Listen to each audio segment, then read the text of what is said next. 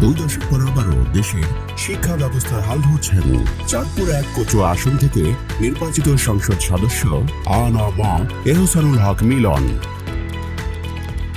2001 থেকে 2006 মেয়াদে জোট সরকারের আলোচিত শিক্ষা প্রতিমন্ত্রী হিসেবে দায়িত্ব পালন করা এই নেতা এবার পূর্ণ মন্ত্রী হিসেবে শিক্ষা মন্ত্রণালয়ের দায়িত্ব পেয়েছেন।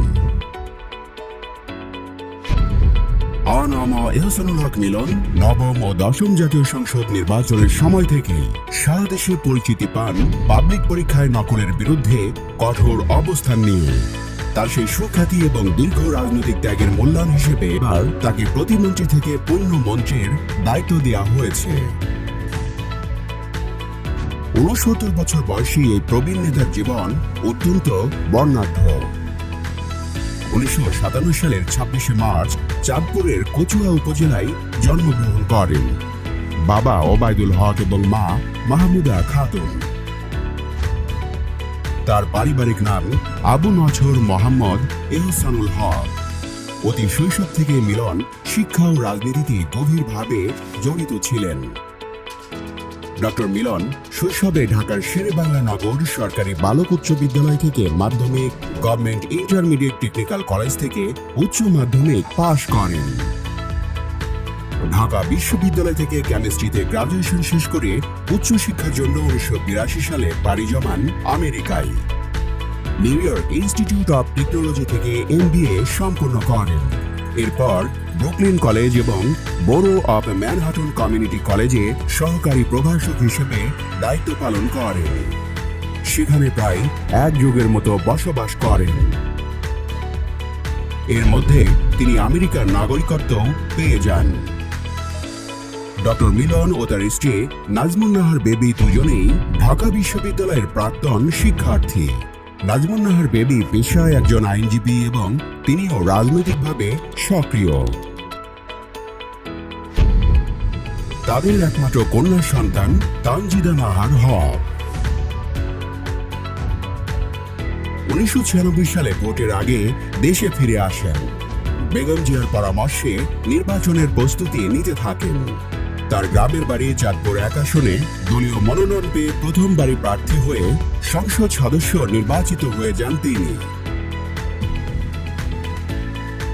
কিন্তু সেবার সংখ্যাগরিষ্ঠ আসন পেয়ে সরকার গঠন করে আওয়ামী লীগ। সংসদ অধিবেশন শুরু হওয়ার কিছুদিনের মধ্যেই আওয়ামী লীগের পক্ষ থেকে একটা চিঠি দেওয়া হয় স্পিকার হুমায়ুন রশিদ কবিরকে, যেখানে উল্লেখ করা হয় বিএনপির সাংসদ এহসানুল হক মিলনের আমেরিকার নাগরিকত্ব রয়েছে, তাই অবিলম্বে তার সংসদ সদস্য পদ বাতিল করা হোক। স্পিকার কোনো আলাপ আলোচনা ছাড়াই এই চিঠি ইস্যু করে তার সংসদ সদস্য পদ বাতিল করে দেন। এহসানুল হক এটার সুরাহা করতে আদালতের দ্বারস্থ হন। দীর্ঘ সময় ধরে এই মামলার হিয়ারিং চলতে থাকে। 2001 সালের নির্বাচনে তিনি আওয়ামী লীগের হেভিওয়েট প্রার্থী মহিউদ্দিন খান আলমগীরকে বড় ব্যবধানে পরাজিত করে পুনরায় বিপুল ভোটে এমপি নির্বাচিত হন ডক্টর মিলন। বেগম জিয়া তার কাঁধে শিক্ষা প্রতিমন্ত্রীর দায়িত্ব তুলে দেন। শিক্ষা প্রতিমন্ত্রী হয়ে নিজের জাত চেনান মিলন। 2001 থেকে 2006 সালের মধ্যে যারা SSC ও HSC পরীক্ষায় পাশ করেছেন তাদের কাছে শুনতে পারবেন মিলনের গল্প। ওই সময় দেশের পাবলিক পরীক্ষায় সিস্টেমে আমূল পরিবর্তন নিয়ে আসেন।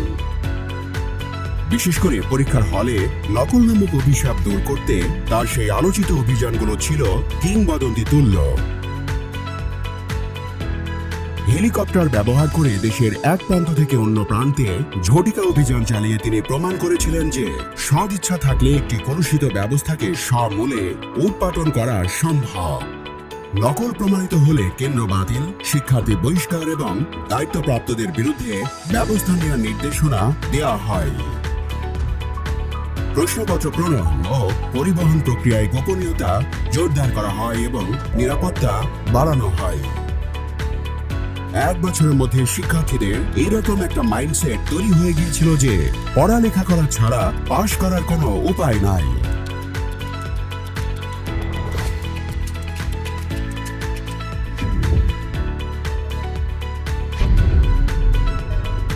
বিগত আওয়ামী লীগ সরকারের আমলে আনম এহসানুল হক মিলন ও তার সহধর্মিণী নাজমুন নাহার বেবি অন্তত 19টি রাজনৈতিক মামলার শিকার হন। 2026 সালের 17 ফেব্রুয়ারি তিনি তারেক রহমানের নেতৃত্বে গঠিত নতুন সরকারের শিক্ষামন্ত্রী এবং প্রাথমিক ও গণশিক্ষামন্ত্রী হিসেবে শপথ গ্রহণ করেন। শপথ গ্রহণের পর তিনি বাংলাদেশের শিক্ষা ব্যবস্থাকে ঢেলে সাজানোর এবং পূর্বের ধ্বংসপ্রাপ্ত শিক্ষা ব্যবস্থার মান ফিরিয়ে আনার অঙ্গীকার করেন।